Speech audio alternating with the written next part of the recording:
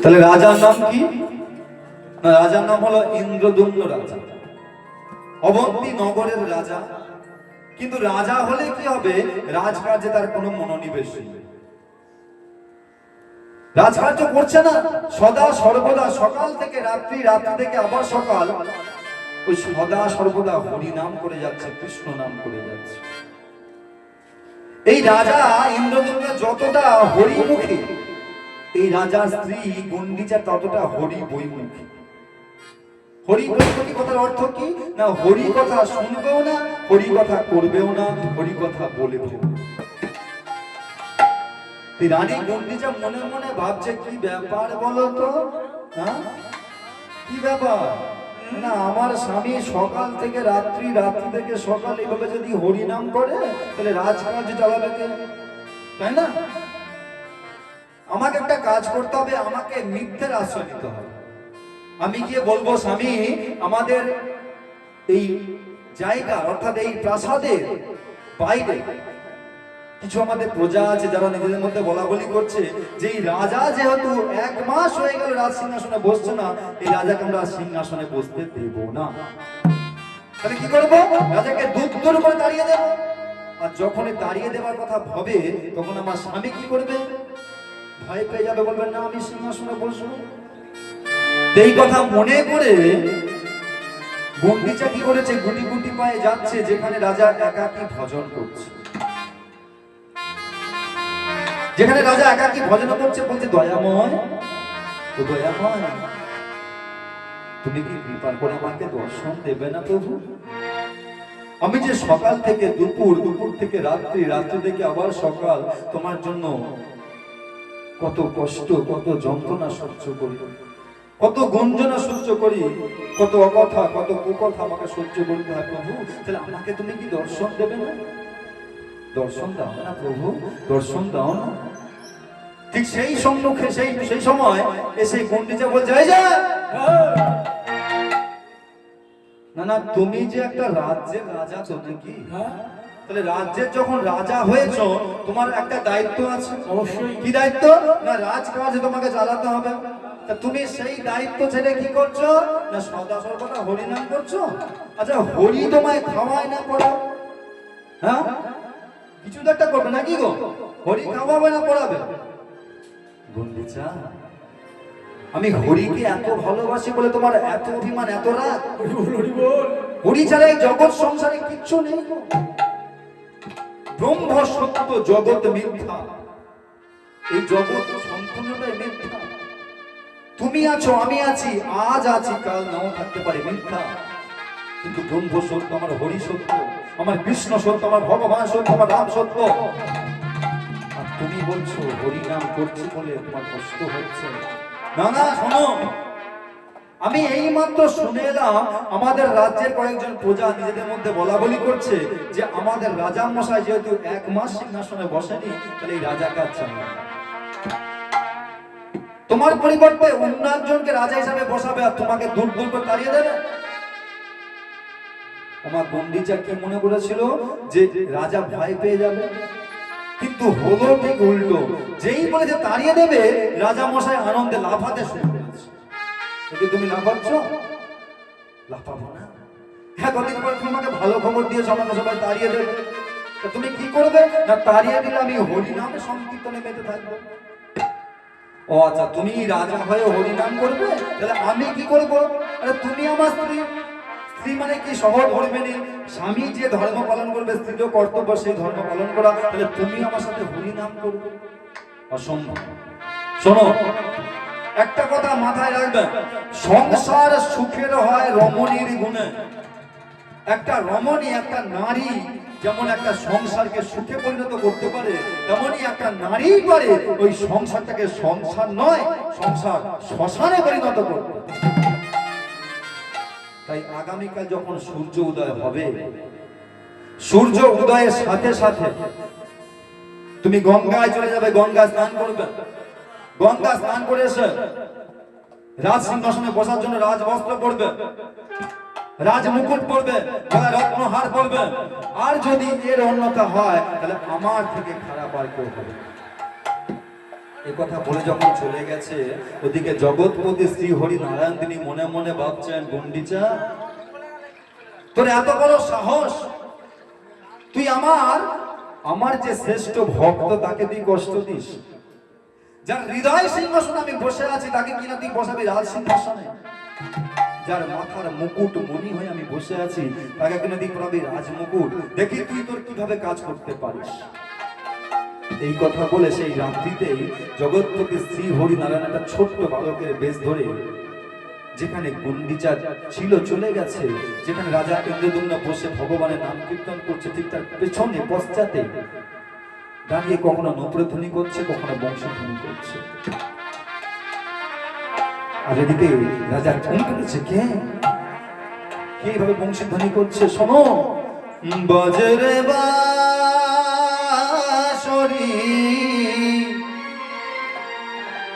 বাজে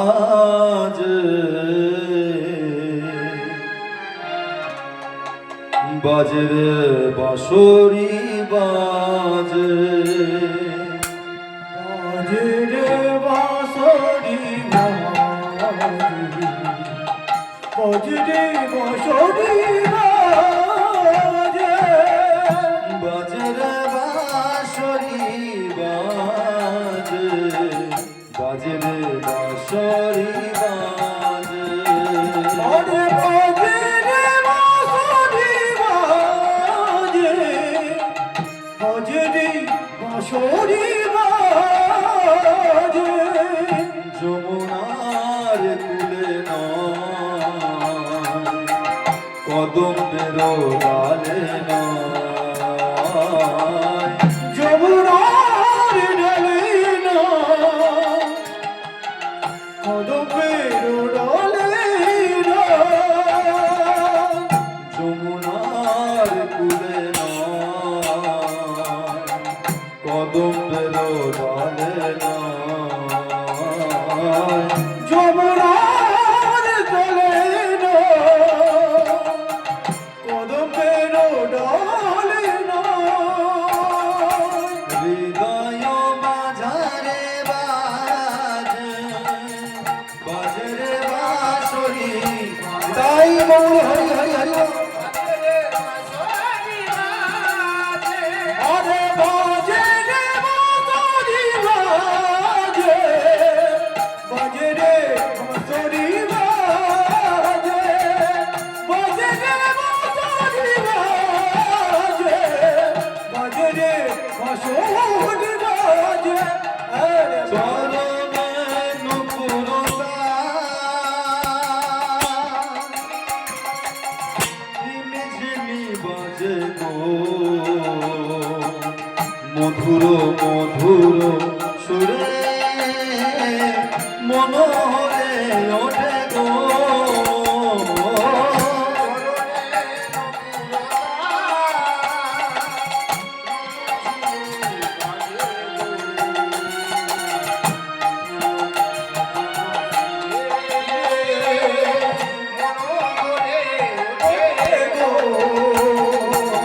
চরণে নূপুরতা,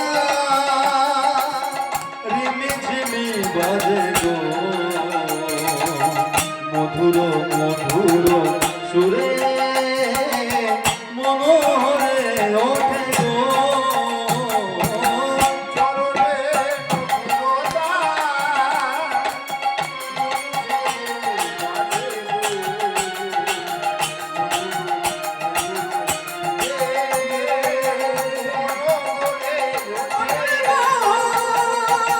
দেখা দাও দেখা দাও,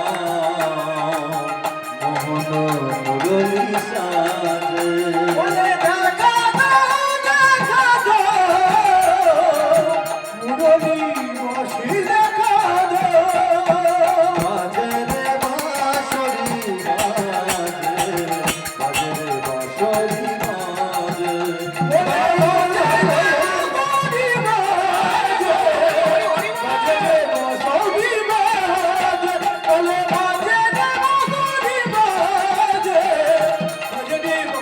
Bye.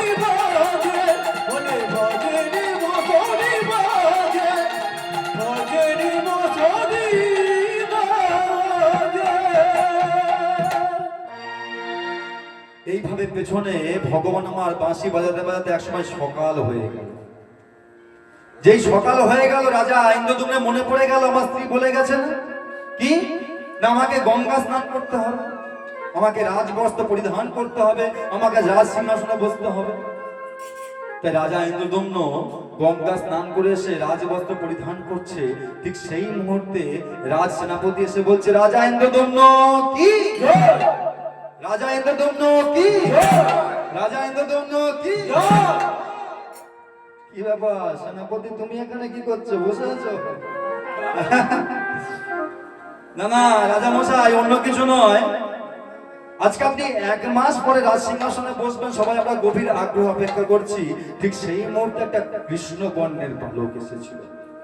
যেই বলেছে কৃষ্ণ বর্ণের বালক, রাজা মশাই চমকে উঠেছে, কারণ গতকাল রাত্রিবেলা একটা কৃষ্ণ বর্ণের বালক সে দেখেছে, যে বালক চরণে নূপুর বাজাচ্ছিল, বংশী ধ্বনি করছিল। রাজা মশাই বললেন, কৃষ্ণ বর্ণের বালক? হ্যাঁ রাজা মশাই, একটা কৃষ্ণ বর্ণের বালক এসেছিল, আপনার ওই রাজ সিংহাসনের চতুর্দিকে খালি ঘোরাঘুরি করছিল, বেষ্টন করছিল। আমি যখন জিজ্ঞাসা করলাম, কে তুই, তোর নাম কি, তোর পরিচয় কি? তখন কৃষ্ণবর্ণ বালক সিংহের মতো গর্জন করে বলল, আমি তোমাকে সব কথা উত্তর দিতে পারবো না, ওই রাজা মশাইকে ডেকে নিয়ে এসো, আমি যা কথা বলবো ওই রাজা মশাইয়ের সাথেই বলবো। মহারাজ, আমি আর স্থির থাকতে পারি না, আমি চলে এলাম। চলো দেখি সেই কৃষ্ণবর্ণের বালককে। এবার সেই কৃষ্ণবর্ণের বালককে দেখতে বলে রাজা মশাই রাজবস্ত্র পরিধান করে, গলায় রত্নহার পরে, মাথায় মুকুট পরে, এবার গুটি গুটি পায়ে এসে দেখছে কৃষ্ণবর্ণের বালক। কোথায় গেল কৃষ্ণবর্ণের বালক? তাহলে বালকটা ভয় পেয়ে গেছে। তাহলে ভয় যখন পেয়ে চলে গেছে, তাহলে আমাকে আমার কাজ করতে হবে, 1 মাস পর আমি সিংহাসনে বসবো। এবার এই কথা বলে রাজা মশাই সবে সিংহাসনে বসতে যাবে, সঙ্গে সঙ্গে পেছন থেকে চিৎকার করে বলে উঠল, রাজা মশাই ওই সিংহাসনে আপনি বসবেন না, ওই মাথার মুকুটটা খুলে ফেলুন, ওই মুকুট পরবেন না। যদি আপনি ওই সিংহাসনে বসেন, যদি ওই মুকুট পরিধান করেন, আপনার সর্বনাশ হয়ে যাবে। সঙ্গে সঙ্গে পেছনে ঘুরে দেখছে রাজা মশাই সেই ছোট্ট কৃষ্ণ বর্ণের বালক। কে তুই? তোর নাম কি, তোর পরিচয় কি, তুই কোথা থেকে এসেছিস? মহারাজ, আমার নাম কি, আমার পরিচয় কি আমি বলবো, তার আগে আপনি বলুন তো, গতকাল রাত্রিবেলা একটা কোন কৃষ্ণ বর্ণের বালক দেখেছিলেন কিনা? আপনি সেই বালককে ধরতে গিয়েছিলেন, ধরতে পারেননি, তুই জানলি কি করে? কে তুই, তোকে কে পাঠিয়েছে? তবে শুনুন মহারাজ, আমাকে কে পাঠিয়েছে জানেন? আমাকে অন্য কেউ পাঠায়নি। আমি কে জানেন? আমি তো একটা সাধারণ বালক। তবে শোনো, তোমারও প্রাণের ঠাকুর নীল মাধব না, তোমার প্রাণের ঠাকুর নীল মাধব না, তোমার প্রাণের ঠাকুর নীল মাধব না, তোমার প্রাণের ঠাকুর নীল মাধব না। গোপনে পূজিত হয় এই বর্ণধার, গোপনে পূজিত হয় এই হরিনাম, গোপনে পূজিত হয় এই বর্ণধার, গোপনে পূজিত হয় এই মর্তধাম। তুমি যাকে ডাকো সেই ভগবান, সেই আরাধ্য গোপনে আগে ভক্তের কাছে পূজা পাচ্ছে, তিনি আর গোপনে থাকতে চান না। তাই তিনি কি বলেছে জানেন? কাহারে আনিবে তুমি আপন আকারে, হরে অনিবে আমি আপন ধরে, কাহারে আনিবে তুমি আপন আকারে, আনিবে তুমি আপন ধরে, করিবে মহিমা প্রকাশ জগত মাঝারে, করিবে মহিমা প্রকাশ জগত মাঝারে, করিবে মহিমা প্রকাশ জগত মাঝারে, করিবে মহিমা প্রকাশ জগত মাঝারে। মাধবের সন্ধান করো, নীল মাধবের সন্তান হবে, মাধবের সন্ধান করো, নীল মাধবের সন্তান করো, জগন্নাথ রূপে প্রতিষ্ঠা করো, নীল মাধবের সন্তান করো, জগন্নাথ রূপে প্রতিষ্ঠা করো। নীল মাধবের সন্তান করো। আমার ভগবান গোপনে পূজা পাচ্ছে, আমার আরাধ্য দেবতা নীলমাধব গোপনে পূজা পাচ্ছে। তাহলে আমাকে তো আমার ভগবানকে উদ্ধার করতে হবে। তাহলে এই বালকটা যেখান থেকে এসেছে সেইখানে আমার ভগবান আছে। তাহলে এই বালককে ধরলেই আমি আমার ভগবানের কাছে পৌঁছে যেতে পারবো। এই কথা মনে করে রাজামশাই যেই পেছনে ঘুরেছে দেখছে বালক নেই।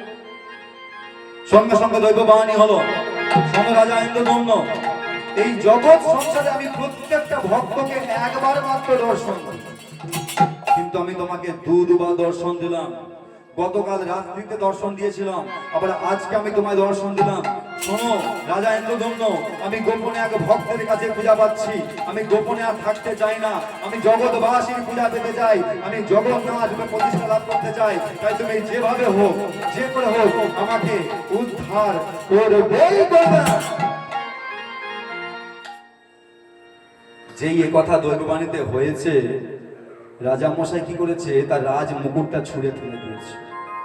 গলায় যত রত্ন হার ছিল সব ছুঁড়ে ফেলে দিয়েছে, বস্ত্রটা ছিঁড়ে ফেলে দিয়েছে, ধুলায় গড়াগড়ি দিচ্ছে। আর পাশে ছিল 100টা ব্রাহ্মণ, তারা চিৎকার করে বলল, অমঙ্গল হলো, অমঙ্গল হলো,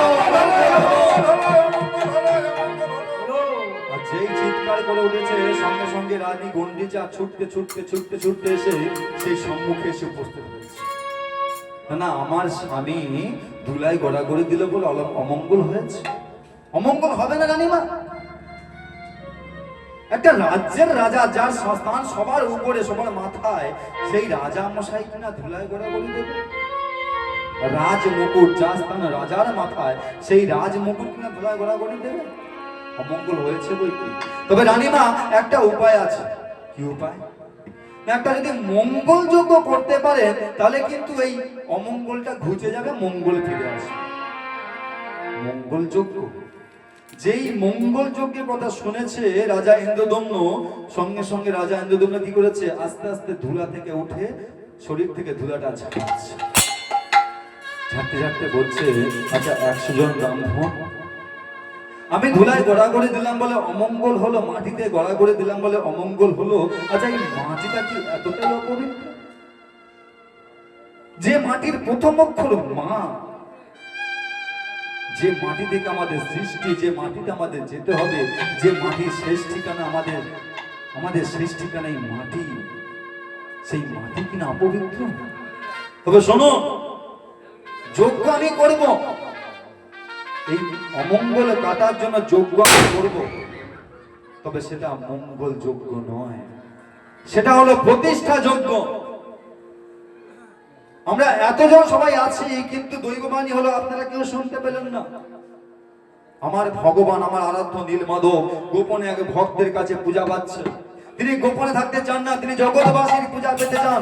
তাই আমি আপনাদের বলছি, যদি আপনারা শুধু সন্ধান এনে দিতে পারেন যে আমার ভগবান কোথায় আছে, কার বাড়িতে আছে, কিভাবে পূজা পাচ্ছে, আমি আপনাদের দেবো 1 লক্ষ স্বর্ণ মুদ্রা। যদি আপনারা সন্ধান এনে দিতে পারেন, তাহলে আমি কি করব না, আমি আপনাদের দিয়েই প্রতিষ্ঠা করাবো। আর প্রতিষ্ঠার পুরোহিত হবেন আপনারা, আর আপনাদের দক্ষিণা দেব আরো 1 লক্ষ স্বর্ণ মুদ্রা, আরো 1টা করে গ্রাম। তাহলে আপনারা প্রত্যেকে 2 লক্ষ স্বর্ণ মুদ্রা আর 1 লক্ষ আর 1টা করে গ্রাম পাবেন। তাহলে কি হবে?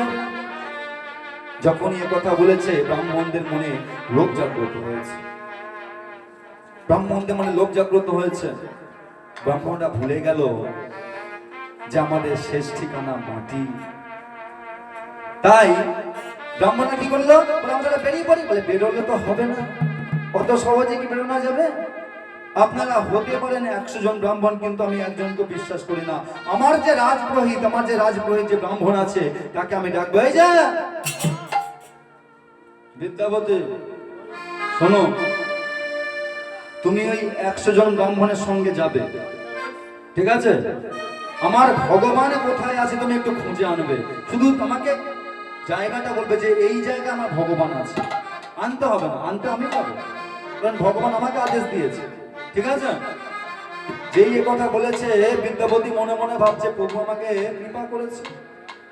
তখন প্রভু বলছে, এই যে রাজামশাই, একটা কথা বলে রাখি, যেহেতু আপনি আমাকে দায়িত্ব দিয়েছেন ভগবানকে উদ্ধার করার জন্য, ভগবানের সন্ধানের জন্য, আমিও আপনাকে কথা দিচ্ছি, যদি আমি ভগবানের সন্ধান পাই, যদি আমি ভগবানের দর্শন পাই, তবে আপনাকে আমার এই মুখ দেখাবো, আমার বদন দেখাবো, নাচের দেখাবো না।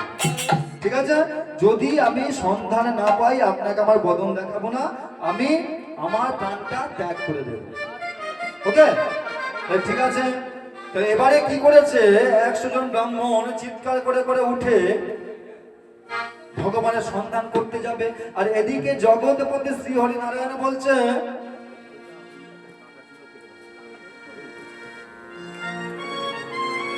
জগৎপতি শ্রী হরিনারায়ণ মনে মনে ভাবছে, আমার ভক্ত হয়ে তুমি এত বড় ভুল করো কি করে? হ্যাঁ, তুমি যদি এই 100 জন ব্রাহ্মণকে 2 লক্ষ স্বর্ণ মুদ্রা একটা করে গ্রাম দিয়ে দাও, তাহলে আমার মন্দিরটা প্রতিষ্ঠা পাবে কি করে? আমার মন্দিরটা প্রতিষ্ঠা করতে হবে তো নাকি? তাহলে কিভাবে তুমি করবে? আরে আমি তো দর্শনে দিলে তবে এরা পাবে 2 লক্ষ স্বর্ণ মুদ্রা একটা করে গ্রাম, দর্শনে দেব না। আর এদিকে 100 জন ব্রাহ্মণের বিদ্যাপতি 101 বেরিয়েছে, চিৎকার করে করে যাচ্ছে কিভাবে, ও গো শ্রী হরি বলে শুভ যাত্রা হলো, ও গো শ্রী হরি বলে শুভ যাত্রা হলো, শ্রী হরি বলে শুভ যাত্রা হলো, ও গো শ্রী হরি বলে শুভ যাত্রা হলো।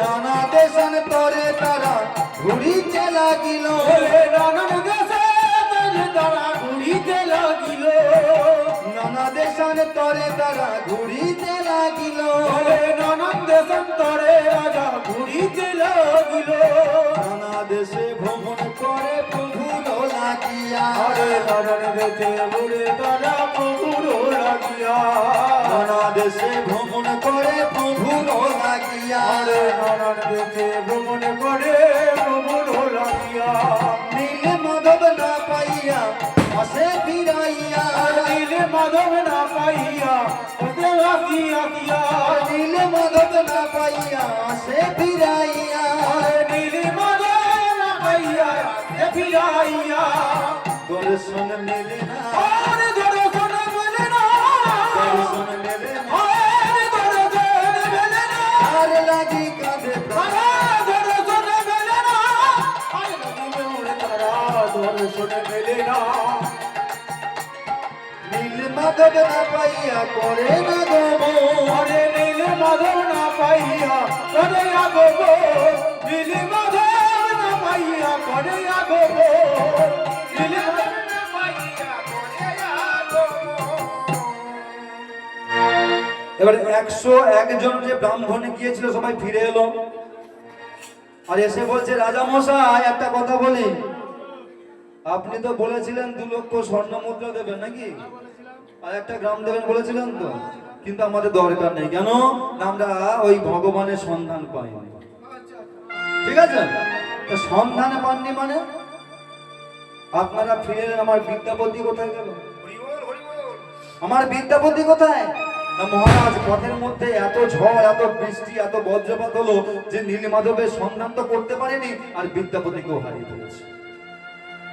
তাহলে বিদ্যাপতিকে যখন হারিয়ে ফেলেছেন, আমি একটা আপনাদের বলে রাখছি, আপনাদের 100 জনকে আমি কারাগারে নিক্ষেপ করলাম। যেদিনে বিদ্যাপতি ফিরে আসবে সেই দিন আপনাদের মুক্তি, নচেত মুক্তি নয়।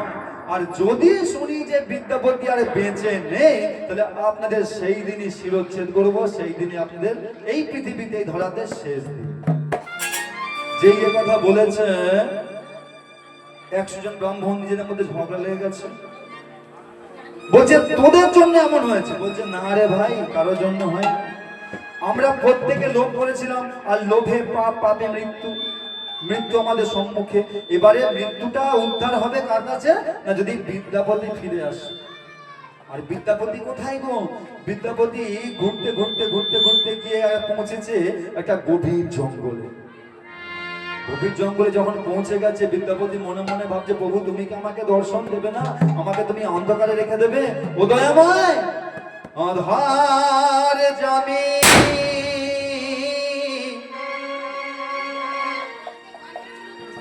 একামি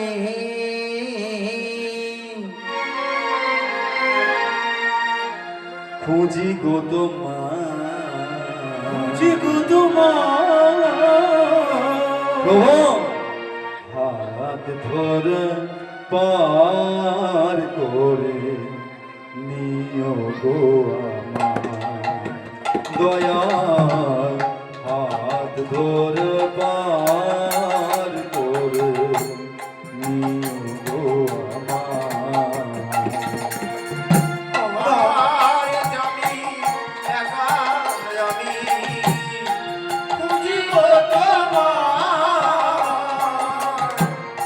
আদরে পার করে নিও দয়া দয়াল আদরে পার করে নিও দয়া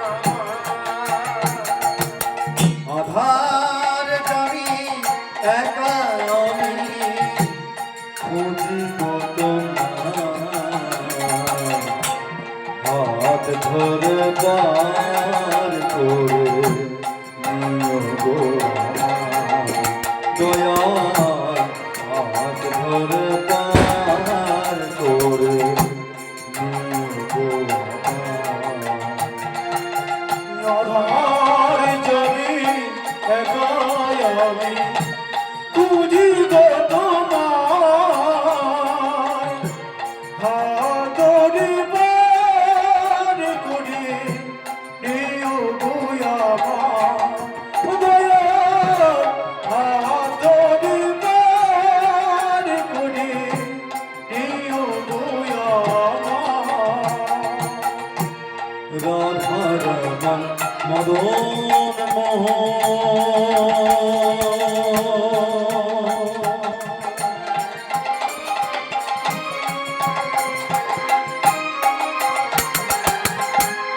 ও গো গিরিধারী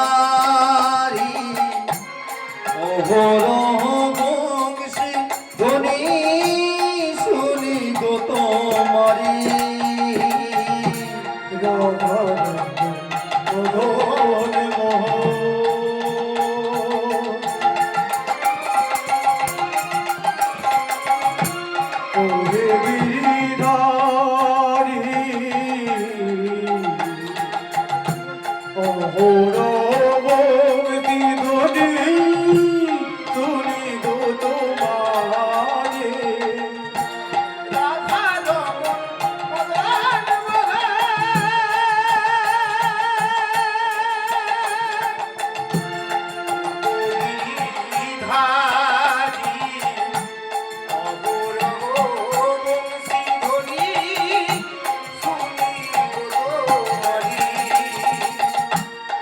ভজনে তুমি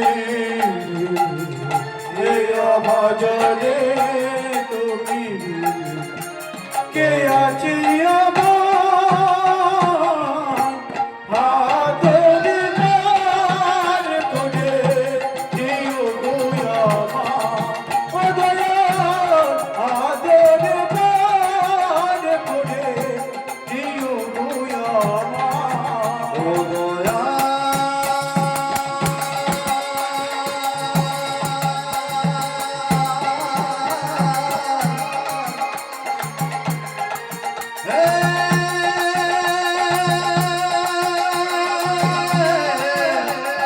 গিরিধারী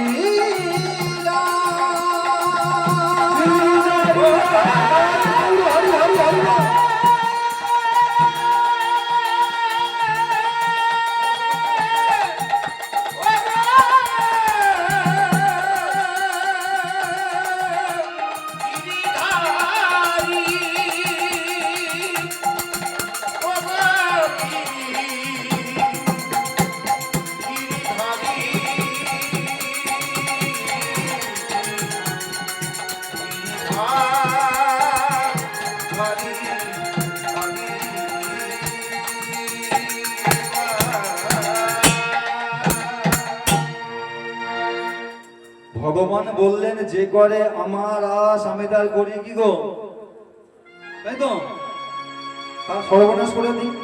কিন্তু তাতেও যদি না ছাড়ে সে আমার পাশ, তখন আমি হই তার দাসের দাস। তাহলে আজকে বিদ্যাপতি ভগবানকে ডেকে ডেকে চলেছে, কিন্তু ভগবান তাকে ছেড়ে কথা বলেনি। আজকে কি করলো, ভগবান আমার কৃপা করলেন, আর ওই গভীর জঙ্গলের মধ্যে একটা আলো দেখতে পেলেন, একটা লাইট দেখতে পাচ্ছি। এই গভীর জঙ্গলের মধ্যে একটা আলো জ্বলছে, আমাকে তো দেখতে হবে কে কে এখানে আছে এই গভীর জঙ্গলে, কে যেখানে আলো জ্বলছে, তাহলে এখানে মনুষ্য বসবাস আছে। এবার গুটি গুটি পায়ে এবারে সেই গভীর জঙ্গলের মধ্যে বিদ্যাপতি গুটি গুটি পায়ে গিয়ে যেই দাঁড়িয়েছে, সঙ্গে সঙ্গে চমকুটেছে একটা পর্ণকুঠিরের ভিতর থেকে একটা সুন্দরী রমণী গুটি গুটি পায়ে আসছে না, ও তুলসী তলায় সন্ধে দিতে আসছে, প্রদীপ দেখাতে আসছে। তাহলে আমাকে তো জানতে হবে এইটা কে এই গভীর জঙ্গলে এসেছে। সঙ্গে সঙ্গে বিদ্যাপতি গুটি গুটি পায়ে সম্মুখে গিয়ে বল, জয় যা কে তুমি, বলো কে তুমি,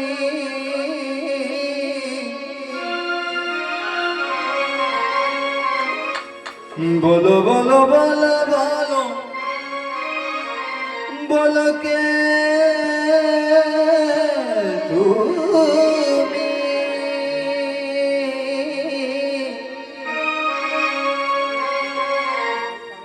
দরায়ে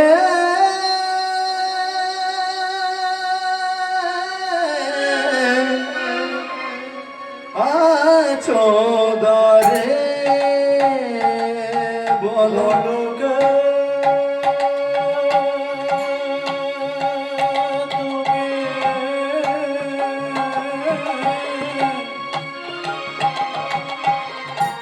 বলো বলো কে তুমি, দরায়ে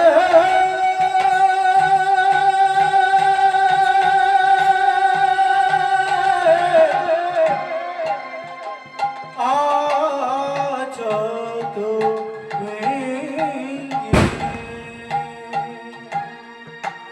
বলো কে তুমি,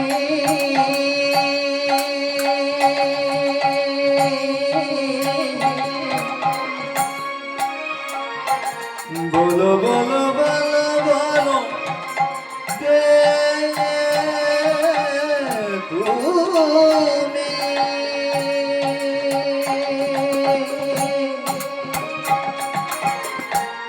দরায়ে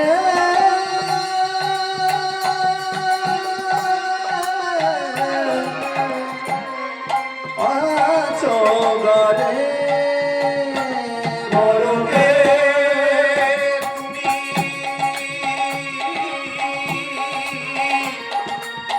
বলো বলো বলো কে তুমি, দরায়ে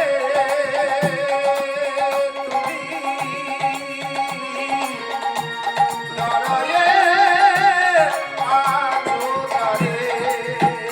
বলো কে তুমি, দরায়ে আছো দরে। না না, আমাদের জঙ্গলে এসে তুমি আমাকে বলছো কে নাকি, তোমার তো সাহস কম না, হ্যাঁ?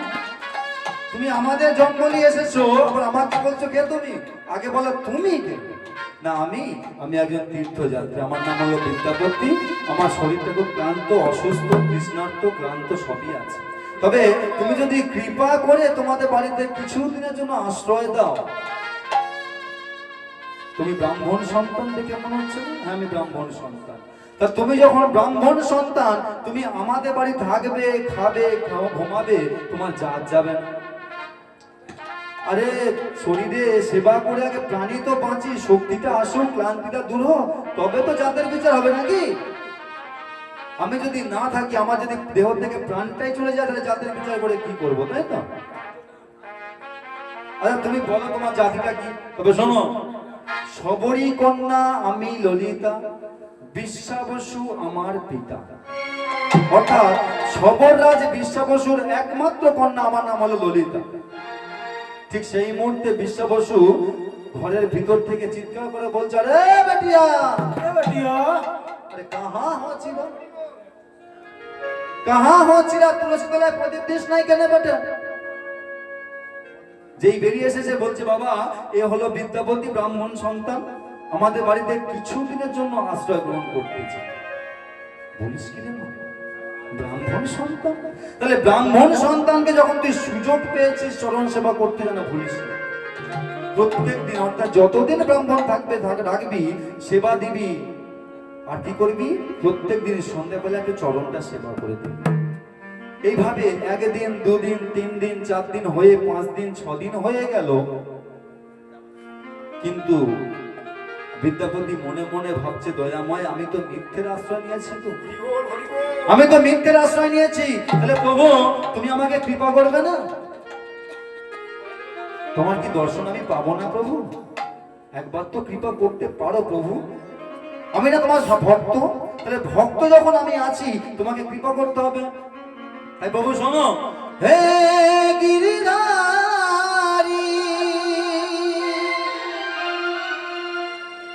তুমি বাকে বিহারী,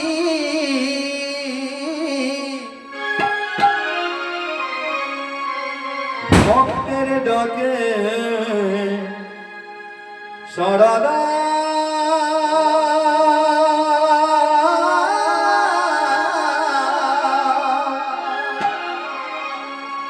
আর না প্রভু ভূমা,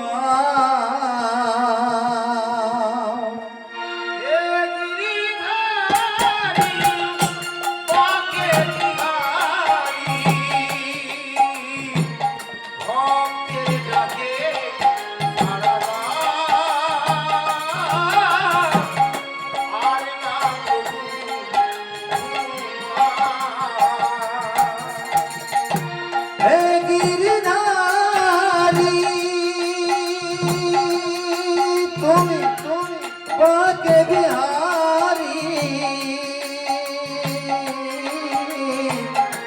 ভক্তের ডাকে সাড়া দাও। আর না প্রভু ভূমা,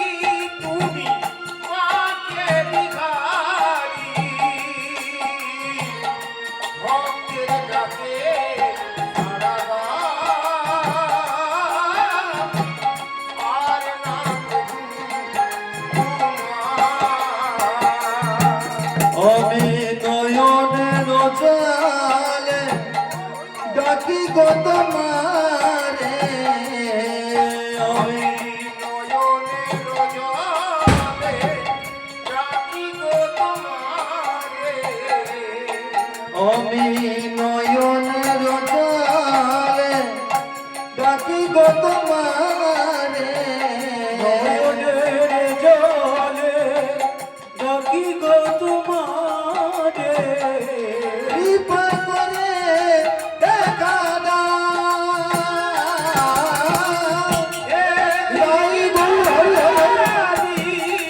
তুমি মাকে বিহারী, ভক্তের ডাকে সাড়া দাও। আর না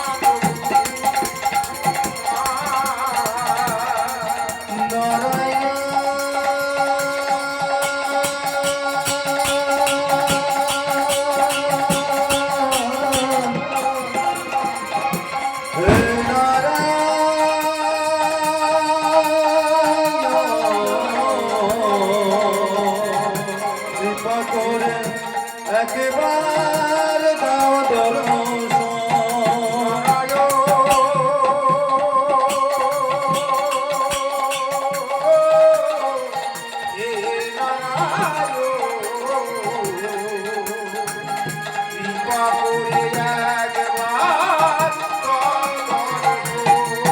দেখা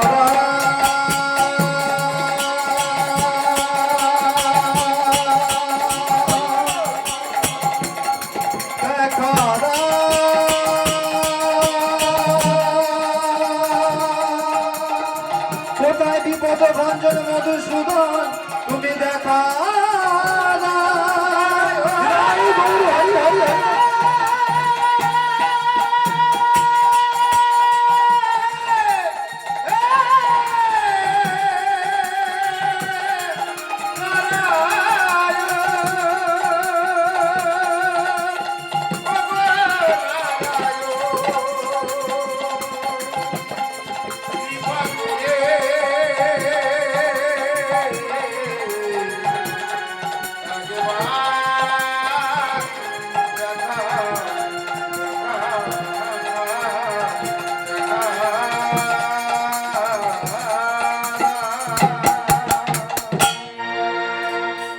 যেই ভগবানকে এইভাবে ডেকেছে, ভগবান কি করেছে, একটা টুসকি মেরে দিয়েছে। আর ঠিক সেই সময় ওই ললিতা মনে করেছে কি বিদ্যাপতি ঘুমিয়ে পড়েছে, কিন্তু বিদ্যাপতি তো আসলে ঘুমায় না, শুধু চোখটা বুঝিয়ে পড়েছিল। আর ললিতা মনে করেছে বিদ্যাপতি ঘুমিয়ে পড়েছে, আর আস্তে আস্তে ওই বাড়ির বাইরে চলে এসেছে। যে বাড়ির বাইরে চলে এসেছে, বিদ্যাপতি মনে মনে ভাবছে তাহলে আমাকে, আমি যখন প্রত্যেকদিন ঘুমিয়ে পড়ি, ললিতা কে কেন ভাবে বাইরে চলে যায় জানতে হবে আমাকে। দরজায় কান পেতে শুনছে বাবা আর মেয়ে মিলে কথা হচ্ছে। হ্যাঁ রে মা, ওই ব্রাহ্মণ সন্তান ঘুমিয়েছে? হ্যাঁ বাবা ঘুমিয়েছে। তাহলে ঘুমিয়ে যখন পড়েছে, তাহলে বাবা তোকে একটা কাজ করতে হবে। কি কাজ? দে আমাকে কাঁসার বস্ত্র দে, আমাকে কাঁসার বস্ত্র দে, আমাকে নৈবেদ্য সাজিয়ে দে, আমি দৌড়ে গিয়ে নীলমাধবের পূজাটা করে আসি। যেই বলেছে নীলমাধবের পূজা করে আসি, অমনি সঙ্গে সঙ্গে বিদ্যাপতি চমকুটেছে। না না প্রভু, তুমি কৃপাময়, আমি জানতাম, তাহলে তুমি এইভাবে কৃপা করবে? আমি যে গোপন পূজারীর জন্য আসছি, খুঁজছি তাকে, তুমি তার বাড়িতে আমাকে আশ্রয় দিয়েছো প্রভু। তাহলে প্রভু তাই যখন হবে, তোমাকে আমি এখন চোখে দেখিনি, সকালটা হোক, আমি এর ব্যবস্থা নেব। এবার যখন সকাল হয়ে গেছে, বিদ্যাপতি বলছে ললিতা তোমাকে একটা কথা বলি, আমার তো শরীর এখন সুস্থ, তুমি তো ভালো করে জানো আমি এখন তীর্থযাত্রী, তো তাহলে আমাকে তীর্থে যেতে হবে, তীর্থ ভ্রমণ করতে হবে। যেই এ কথা বলেছে, সঙ্গে সঙ্গে ললিতা চোখে জল চলে এসেছে। বিদ্যাপতি বলছে শোনো ললিতা, তোমার ওই চোখের জল বলছে তুমি আমাকে ওই চরণ সেবা করতে করতে ভালোবেসে ফেলেছো।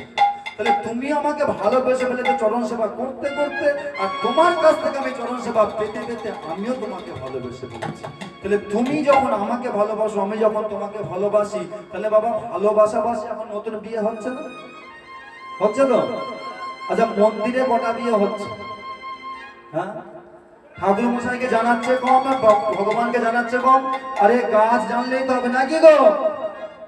হ্যাঁ, গাছ জানলে হবে, আর এই মোবাইলে ফটো তুলে রাখলে হবে, বিয়ে হয়ে গেল, তাই তো? এবারে বলছে মিয়া বিবি রাজি তো কে করেগা কাজে, তাই না? তাহলে বিবাহ আমাদের করতে হবে।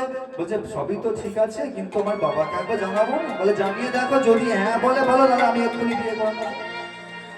এবারে বিশ্বাবসীকে বলছে বাবা আমি তোমার মেয়ে ললিতা। বলে হ্যাঁ, কেন কি হয়েছে, আর তোর সমস্যাটা কোথায়? না বাবা আমি ওই ব্রাহ্মণ সন্তানকে ভালোবেসে ফেলেছি। তাহলে ব্রাহ্মণ সন্তানকে ভালো যখন বেসে ফেলেছে, আমাদের বিবাহটা দিতে হবে। বলে হ্যাঁ রে মা, সবই তো ভালো, কিন্তু ব্রাহ্মণ সন্তানকে ভালোবেসেছিস, এর মধ্যে কোনো ছলনা নেই তো? বলে না বাবা, একদম নিঃস্বার্থ ভালোবাসা, একদম নিঃস্বার্থ প্রেম। কত জগতে এরকম নিঃস্বার্থ প্রেম আছে বলো? হ্যাঁ, সারা জীবন ভালোবাসা ভালোবাসা করে গেল, যদি একটু বয়স হয় কাজ পারে না, বসে বসে খাচ্ছ, হ্যাঁ ইয়ার খাচ্ছ।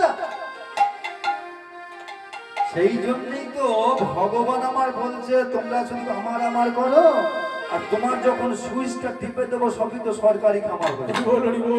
হ্যাঁ, মন্দিরে তোমরা যখন ওই কিছু দান করো, পাথর দান করো বা 1000 টাকা 1 লক্ষ টাকা যাই দান করো না কেন, তুমি গিয়ে বলছো মন্দির কমিটিকে আমার নামটা যেন বড় করে পাথরে লেখা থাকে। হ্যাঁ ওপরে ওপরে, হ্যাঁ কত ওপরে, শত উপরে থাকবে। আচ্ছা একবার আমরা ভেবে দেখেছি কার নিয়ে কাকে দিলাম? একবার ভেবে দেখেছি কার নিয়ে কাকে দিলাম? একবার ভেবে দেখি না। যার নিলাম সে তো কই একবারও বললো না যে বাবা তোকে আমি 1 কোটি টাকা দিলাম, আমার নামটা একটু লিখে রাখিস তো। সে বললো না, মানে আমার ভগবান একবারও বলে না যে আমি তোকে 1 লক্ষ টাকা 1 কোটি টাকা দিলাম, তুই আমার নামটা তোর হৃদয়ে লিখে রাখিস। আমি কি করি, তার নামটা আগে ভুলে যাই। যখনই ভগবান আমাকে কোটি কোটি টাকার মালিক করে দেয়, আমি তার নামটা আগে ভুলে যাই, জগৎ সংসারের মাঝে পিছিয়ে বসে থাকি। আর আমি যখন ভগবানকে 2 টাকা দান করতে যাবো, আগে বলে রাখি আমার নামটা লিখে আসতে। তাই তো এবারে বিদ্যাপতি বলছে তাহলে বাবা একটা কাজ করুন, আমাদের বিবাহটা সম্পন্ন করে দিন। তবে ঠিক আছে, শোনো শোনো জগৎবাসী, আগামী শুক্লাপক্ষের দ্বিতীয়া তিথিতে আমার একমাত্র কন্যা ললিতার সঙ্গে এই বিদ্যাপতির বিবাহ সম্পন্ন হবে। আর আজকে সেই বিবাহ দিন, তাই তো? তাহলে বিবাহতে কি কি হয়? শঙ্খধ্বনি হয়, উলুধ্বনি হয়, আর কি হয়? সানাই বাজে, আর কি হয়? ও গো ঢাকে বাজে, ঢোল বাজে, মাদলের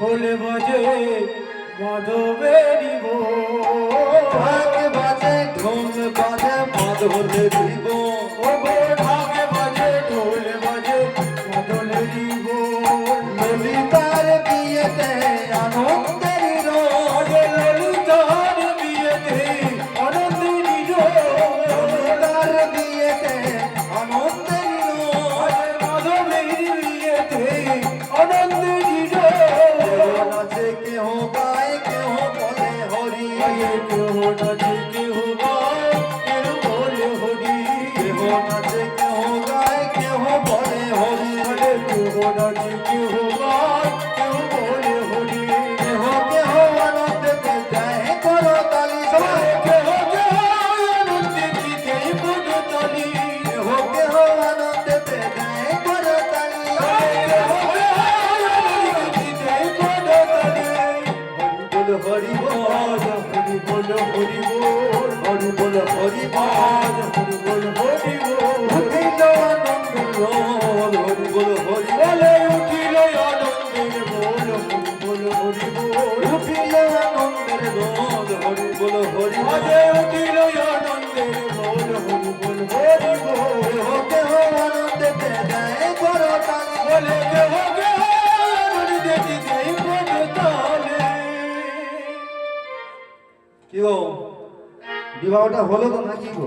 হ্যাঁ, আচ্ছা বিবাহের পরের দিনে কি রাত্রি? কাল রাত্রি। হ্যাঁ, কাল রাত নাকি? ঠিক বলেছে? শুভরাত্রি শুভরাত্রি শুভরাত্রি। আচ্ছা কাল রাত্রি না শুভরাত্রি? বিবাহের পরের দিনটা কাল রাত্রি, তাই তো? আচ্ছা কাল রাত্রি মানে কালো রাত্রি। আচ্ছা রাত্রি কোনোদিন ফর্সা হয়েছে? হ্যাঁ হ্যাঁ, যদি কোনো ফর্সা মহিলার বা যদি কোনো ফর্সা নারীর নাম রাখে রাত্রি, তাহলে সেটা মানা যাবে, কিন্তু রাত্রি কোনোদিন কি ফর্সা হয়েছে? হয় না, তাই না? কিন্তু এখানে একটু কাজ আছে। এই যেমন ধরো কাল রাত্রি পরের দিনটা আমরা কি বলি? ফুল সজ্জা, তাই তো? ওইটা আসল কথা হলো শুভরাত্রি, অর্থাৎ ওটাই শ্রেষ্ঠ রাত্রি। এবারে শুভরাত্রি যখন আগত হয়েছে, বিদ্যাপতি মনে মনে ভাবছে শুভরাত্রিতে শুভ কাজ করতে হবে। তাহলে শুভ কাজটা কি না, আমাকে এই ললিতার মাধ্যমে ওই নীলমাধবের দর্শনটা করতে হবে, তাই তো? কারণ ওর জন্য আমাকে বিবাহ করা। তো এবারে যে ললিতা গুটি গুটি পায়ে বাড়ির মধ্যে প্রবেশ করেছে, বলছে ললিতা তোমাকে একটা কথা বলি, তোমার বাবা যে আজকেও যাবে নিশ্চয়ই আমি জানি ওই নীলমাধবের পূজা করতে, তাহলে আমাকেও তোমার সঙ্গে নিতে হবে। তুমি জানলে কি করে? না না, আমি তোমাকে তো কোনোদিন বলিনি, তুমি জানলে কি করে? আমি শুনেছি তোমার বাবা বিশ্বা বসু প্রত্যেক দিন রাত্রিবেলা নীলমাধবের পূজা করতে যায়, আমি শুনেছি। আর তাই জন্যই তো বলছি, তো আজকে আমি যাব তোমার বাবার সঙ্গে ভগবানের দর্শন করতে। যদি দর্শন করা ভালো, তাহলে আজকে আমি তোমার নবস্বামী, এই নবস্বামী নবরূপে তোমার সামনে আত্মহত্যা করে প্রাণ বিসর্জন। এখন যদি নতুন স্ত্রী যদি আসে, তার সামনে যদি বলে তোমার কাছে আমি প্রাণ বিসর্জন দেবো, সে সহ্য করতে পারবে? ছুটতে ছুটতে ছুটতে ছুটতে গিয়ে ললিতা কি করেছে? বিশ্বা বসুর কাছে গিয়ে বলছে, বাবা ও বাবা, আমার স্বামীকে তোমার একটা কাজ করতে হবে, তুমি না করতে পারবে না, বল না। আমার স্বামীকে তোমার ওই নীলমাধবের দর্শন করতে হবে, অসম্ভব। আমি কোনোদিন দর্শন করাই না, আমি প্রতিজ্ঞাবদ্ধ, এই জগৎ সংসারে কোনো মানুষকে আমি দর্শন করাবো না। বাবা যদি দর্শন করাও তো ভালো, তাহলে আমি তোমার একমাত্র মেয়ে, তোমাকে আমি বলছি তোমার সম্মুখে আমি আত্মহত্যা করে প্রাণ বিসর্জন দেব। এদিকে নতুন জামাইও বলছে আত্মহত্যা করবো, নতুন মেয়েটাও বলছে বিবাহ হয়েছে, সেও বলছে আত্মহত্যা করব। তখন বিশ্বা বসু বলছে সম্ভব নয়, তোদের আত্মহত্যা করতে হবে না, চ জামাইকে ডাক। এবার যে জামাইকে ডাক বলেছে, বিদ্যাপতি হাজির হয়েছে। বিশ্বাবসু মনে মনে বলছে, বেটা ব্রাহ্মণ, তুমি ব্রাহ্মণের ছলনার আশ্রয় নিয়েছো, আমার মেয়েটাকে ঠকিয়েছো, আমার ভগবানকে তুমি দেখবে, ঠিক আছে তোমাকে দর্শন করাবো। শোনো বাবা, তোমাকে একটা কথা বলি, আমি তোমাকে আমার নীলিমাধবে দর্শন করাবো, কিন্তু তোমার চোখে বেঁধে নিয়ে যাবো। শুধু চোখে বেঁধে নিয়ে যাবো নয়, তোমার পেছনে যদি কোনো হিংস্র জন্তু জানোয়ার আক্রমণ করে, আমি তোমাকে বাঁচাতে আসবো না। আর আমার হাতে থাকবে কমণ্ডলু, ওই কমণ্ডলু ভর্তি জল থাকবে, গুটি গুটি পায়ে যাবো, আর জল ফেলতে ফেলতে যাবো, ওই জলের আওয়াজ শুনে তোমাকে যেতে হবে, আমি তোমাকে হাত ধরে নিয়ে যাবো না। যেই বলেছে, বিদ্যাপতি মনে মনে ভাবছে কিভাবে হবে গো, আমাকে তো যেতে হবে। ঠিক আছে, উপরে ভগবান আছে। এবারে ঠিক সেই মুহূর্তে ললিতে কি করেছে, একটা ছোট্ট থলিতে করে সর্ষে নিয়ে কোমরে বাঁধছে। ললিতা কি করো? এটা হচ্ছে সরিষার থলি। এই সরিষার থলি যদি স্বামীর কোমরে থাকে, কোনো হিংস্র জন্তু জানোয়ার কেন কোনো পাপ তোমাকে গ্রাস করতে পারবে না, কোনো দুঃখ কষ্ট তোমার কোনো সমস্যা হবে না, তুমি ঠিক পৌঁছে যাবে। আর একটা কথা বলে রাখি, তুমি যাকে দর্শন করতে আছো তার নাম করতে করতে যাবে, অন্য কারো নাম করবে না। বলে ঠিক আছে, পেয়ে গেলাম। উপরে আছে গোবিন্দ আর নিচে আছে সরিষার থলি। সরিষা ছড়াতে ছড়াতে যাব, সেখান থেকে গাছ হবে, গাছ হয়ে ফুল ফুটবে, আর ফুল দেখে দেখে আমি যাবো, পৌঁছে যাবো, তাই না? ভবিষ্যতে আমি যেতে পারবো। এবারে যে চোখে বেঁধে দিয়েছে, গুটি গুটি পায়ে যাচ্ছে, আর কি বলছে, পথ চলিতে আর বলিতে, পথ চলিতে আর বলিতে, পথ চলিতে আর বলিতে, তোমরা গাও হে কৃষ্ণ নাম, মধুর নাম, হরি নাম।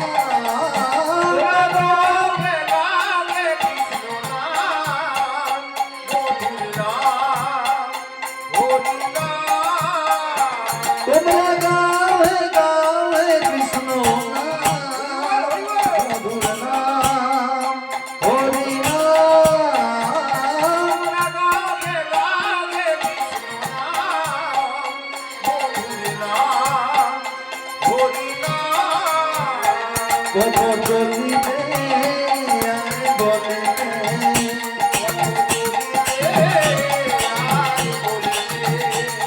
পথ চলিতে আর বলিতে,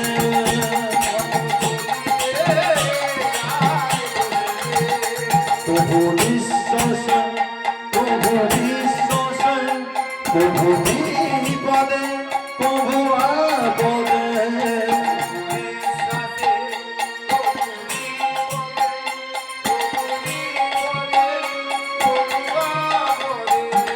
প্রভু বিশ্বাস, প্রভু নিঃশ্বাস, প্রভু বিপদে, প্রভু আপদে, বিশ্বাসে, প্রভু বিশ্বাসে, প্রভু বিপদে, প্রভু আপদে।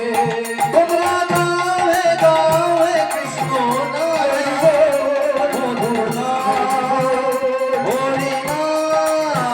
তোমরা গাও হে কৃষ্ণ নাম, হরি নাম, মধুর নাম। পথ চলিতে আর বলিতে, তাই গৌর হরে আর বলিতে, পথ চলিতে আর কৃষ্ণ নাম।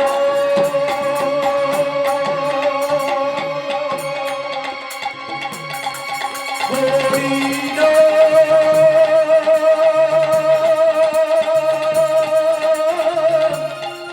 রাধা নাম,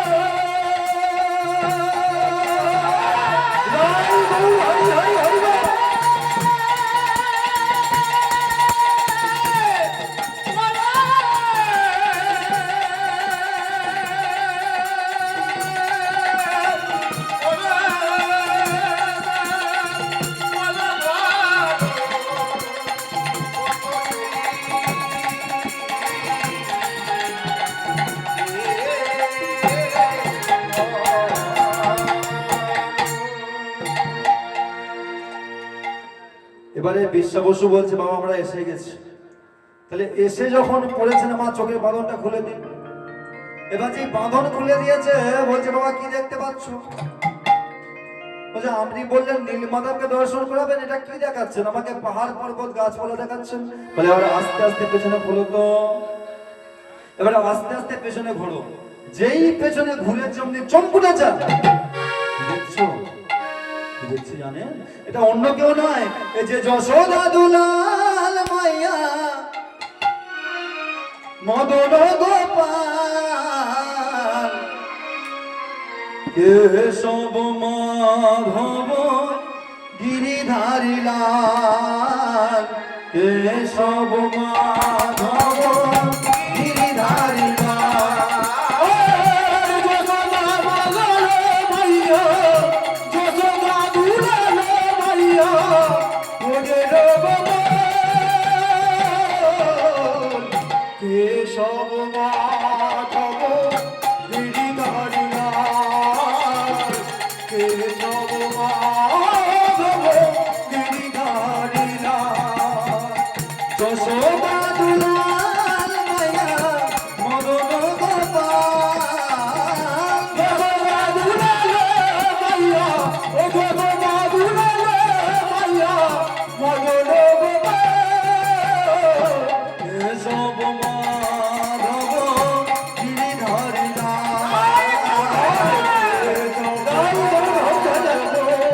গিরিধারী লাল, কেশব মাধব গিরিধারী লাল।